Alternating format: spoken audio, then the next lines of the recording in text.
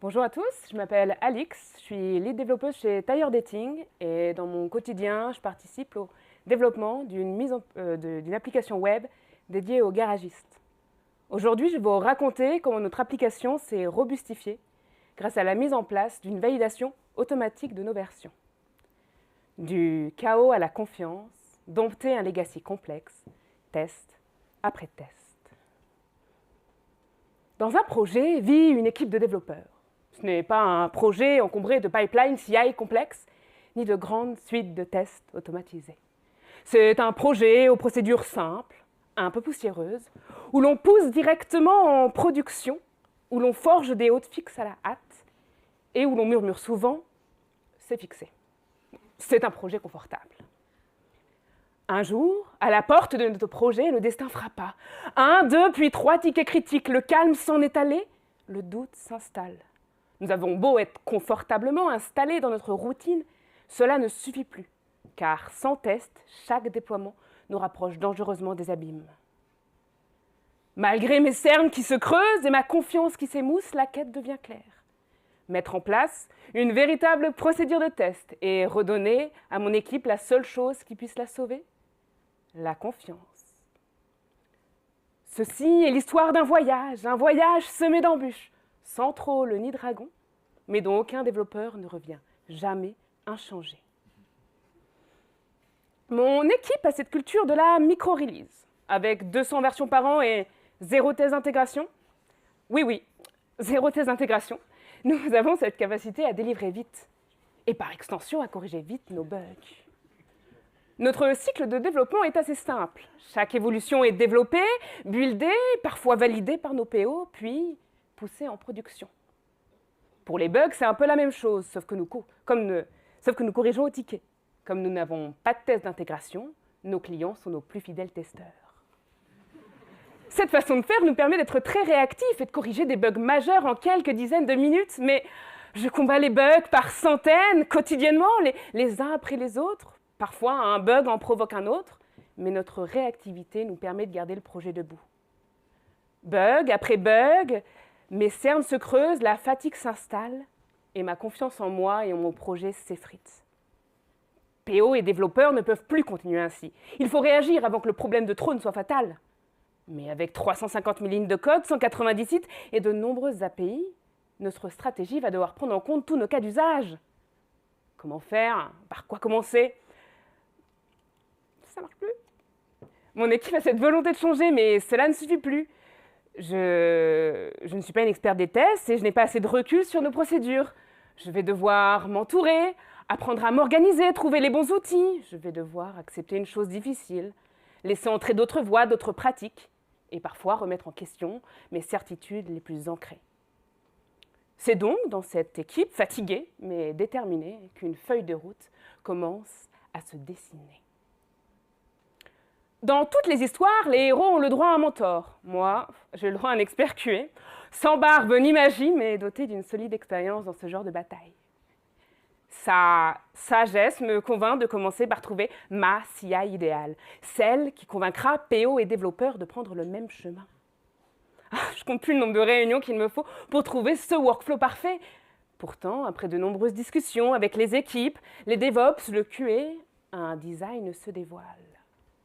Je décide de mettre en place une validation automatique de nos versions. À la fin de chaque build, les tests s'exécuteront automatiquement, sans la moindre action de la part d'un développeur. Notre façon de développer ne pouvant pas changer du jour au lendemain, une fois le build lancé, plus personne ne se préoccupera plus du lancement des tests API et front. Ainsi, lancer les tests ne deviendra jamais un fardeau. Une fois l'exécution terminée, si les tests sont validés, nous pourrons déployer. C'est ainsi que la whitelist est née. Elle permettra de protéger nos futurs développements d'une mise en production un peu trop hâtive. Cette whitelist est notre sorte de bouclier contre nos déploiements. Si un déploiement est lancé sans qu'une version soit dans la whitelist, le déploiement échouera automatiquement. Nos habitudes ayant la vie dure, cela a permis de sauver notre support de quelques tickets enflammés. Trouver la CI n'était que la première étape. Maintenant, il faut trouver quel test mettre en place. Mais avec de nombreuses fonctionnalités à fortifier, des contenus dans différentes langues, des pages de produits avec des tunnels clients, un un agenda interne de chez nos garagistes ou de nombreux sites de franchise, la tentation de tout faire d'un coup est forte, mais sans pouvoir s'arrêter de délivrer, cette option n'est pas envisageable. Mon ambition est simple, mettre en place mes premiers tests rapidement. Pas forcément beaucoup, hein. Je préfère commencer petit, et puis 5 tests de plus protègent déjà un peu mieux notre plateforme. Il me faut des tests simples à développer, rapides à exécuter, pour ne pas trop impacter notre manière de développer et pour éprouver au plus vite notre nouvelle CI. Le choix des tests API s'impose. Peu chronophage à mettre en place, il permettrait de pousser nos premiers tests en production quelques jours plus tard. Une fois les tests choisis, il faut maintenant savoir quel entry point protéger en premier. Mon équipe se réunit à nouveau. Cette fois-ci, il faut comprendre où ça fait mal, où sont nos véritables points de friction. PO et développeurs confrontent leur expérience, croisent les incidents, revisitent les tickets brûlants, et 2 points d'entrée finissent par s'imposer. Tout d'abord, celui qui liste les garages. Il permet de filtrer une liste de garages avec des critères sur les sites de nos partenaires. Ensuite, celui qui permet de récupérer les informations spécifiques d'un garage, horaire d'ouverture, informations complémentaires, avis et autres données. Ces endpoints sont le cœur battant de notre plateforme. Si leurs données vacillent, c'est la confiance de nos clients qui vacille avec elles. Nous n'avons plus le droit à l'erreur. L'intégrité et la fiabilité des réponses doivent être garanties. Alors, nous tranchons. Le choix est fait. Et sans plus attendre, l'écriture des tests commence. Mais 2 nouvelles questions arrivent assez vite. Comment exécuter ces tests? Avec quoi? Où? Pour les 2 premières questions, la réponse arrive rapidement. Postman serait utilisé. Leader du marché dans le test d'API, le choix de cet outil nous paraît évident. De plus, les tests seraient écrits en JavaScript avec la librairie d'assertion chai.js. Simple et lisible, monter sur le sujet ne serait pas trop compliqué. Enfin, il est possible de lancer les tests directement depuis notre CI et de récupérer le résultat à l'issue d'une campagne. Pour le où, il nous faut un environnement spécifique avec des données maîtrisées. Mais le problème, c'est qu'avec une base de plusieurs gigas de données, le déploiement d'une version à tester et le chargement des caches nous imposent une latence de 20 minutes. Et s'il faut remonter un dump avant chaque campagne, 15 minutes supplémentaires s'ajoutent. Le temps d'exécution des tests est le premier point de friction au sein même de l'équipe de développement. Il faut trouver la bonne recette pour réduire au maximum ce temps incompressible. Alors, avec les DevOps, je réfléchis, je propose et je finis par trouver un compromis. Un environnement dédié, appelé QA-Auto, serait monté chaque matin. Une base y serait installée avant même le début de notre journée. Une fois cette base installée, elle serait nettoyée de toutes les données inutiles au bon fonctionnement des tests. Données pays non testées, garages non utilisés, anciennes de demandes de devis et de rendez-vous qui ne seraient jamais appelés. Une fois cela fait, notre environnement est prêt à l'exécution des tests. Et en gagnant plusieurs gigas de données, le déploiement d'une version ne dure finalement plus que 5 minutes. Au début de la campagne suivante, les données des tests précédentes seraient nettoyées. Ainsi, le dump n'a plus besoin d'être remonté systématiquement. Outil choisi, environnement prêt, ça y est, je suis maintenant prête à laisser partir mes premiers tests en production. 5 tests de plus qui ne changent pas notre manière de développer, mais qui allègent déjà mes épaules d'un poids. Le voyage vers la stabilité se profile et le voile de l'inconnu semble peu à peu se lever. Les premiers tests en place, je suis à la croisée des chemins. Faut-il continuer sur la route des tests API ou s'attaquer à un autre versant de la montagne? Notre capacité à mettre en place des tests API ayant été prouvée, augmenter leur quantité serait un jeu d'enfant. Mais nos PO ont aussi besoin de repos. Et les nombreux problèmes sur les fronts de nos applications, tailleur sélecteur qui ne fonctionne plus correctement, images qui disparaissent, traduction non traduite, sauvegarde impossible dans notre back-office, tous ces problèmes créent de plus en plus de frustration côté client. La seconde étape ne m'appartient pas vraiment. Il faut prouver ma capacité à mettre en place un second type de test. Mais avec de nombreux problèmes, je demande à mes PO de prioriser leurs besoins et de choisir 2 fonctionnalités qu'elles veulent tester en priorité. Le choix est complexe, la réflexion n'est pas simple, mais un compromis est trouvé de bonne foi. Elle décide que les sites clients seront les premiers testés. Et tout d'abord, la recherche de pneus, qui est une fonctionnalité essentielle pour nos clients, puisqu'elle est la vitrine principale de leur site. Ensuite, la recherche d'un garage essentiel pour la conversion. Une fois les fonctionnalités choisies, il faut maintenant savoir, pour que le QA puisse avancer sur tes tests, quelle technologie utiliser. De nombreux outils existent sur le marché, mais je veux garder la maîtrise de l'écriture de nos tests. Selenium est le choix de la raison.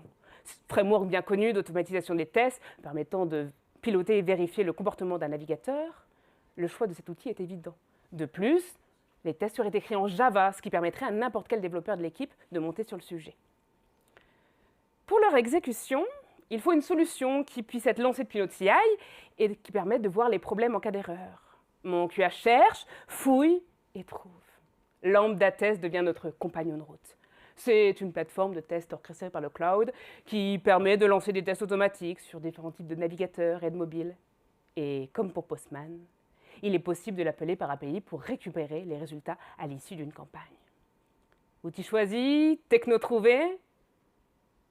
Maintenant, il ne me reste plus qu'à mettre un site en place sur la QA Auto pour lancer ces tests. Il est décidé qu'un site dédié, appelé TestFront, serait mis à disposition sur la QA Auto. Ce site contiendrait l'ensemble de nos fonctionnalités.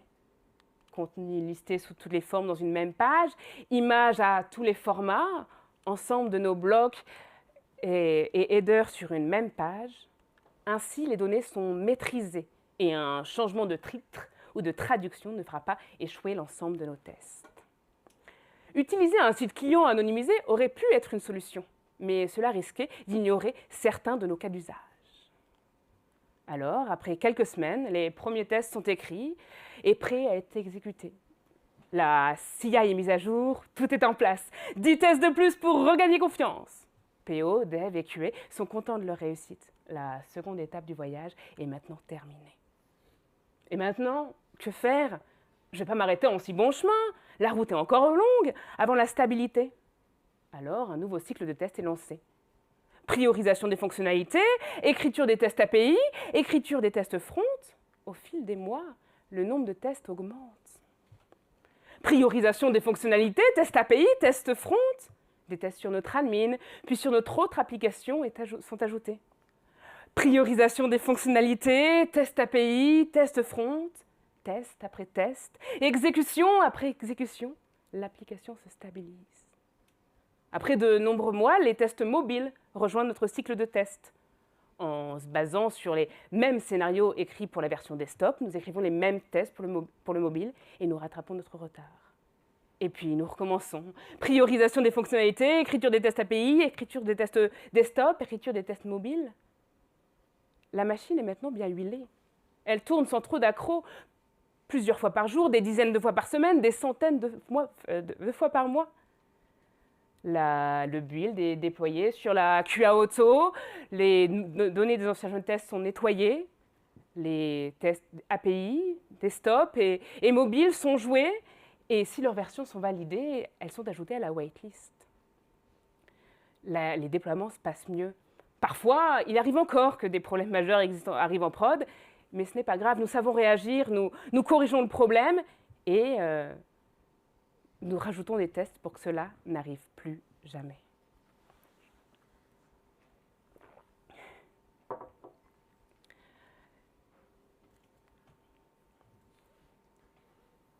Il y a à peu près 3 ans, nos premiers tests étaient écrits. Aujourd'hui, c'est plus de 1000 tests qui sont exécutés après chaque build. Ceci n'est que le début et d'autres sont en cours d'écriture. En parallèle, notre application a continué de grossir. De nouvelles fonctionnalités sont intégrées, de nouveaux produits sont développés et le nombre de sites continue de grossir. Mon équipe a retrouvé le sourire. Chaque déploiement semble plus léger, chaque nouvelle fonctionnalité s'accompagne d'une armée de tests. Et la confiance revient. Le chemin n'est pas fini, il reste encore des tests à écrire, mais je sais que c'est possible. Les technos vont devoir être réfléchis pour la mise à l'échelle. L'écriture des nouveaux tests doit être pensée, mais vu le chemin accompli, nous savons que nous y arriverons. En parallèle, nos PO et clients ont eux aussi retrouvé le sourire. Le nombre de bugs ayant largement baissé, nous avons pu nous concentrer sur d'autres sujets, dont principalement l'écriture des vols supplémentaires. Le nombre de versions n'a pas changé, mais moins partent en production. Nos habitudes, elles, ont un peu changé. Les versions partent plus doucement en production, mais tout le monde sait, développeurs, PO, clients, que c'est pour qu'une meilleure version parte plus tard.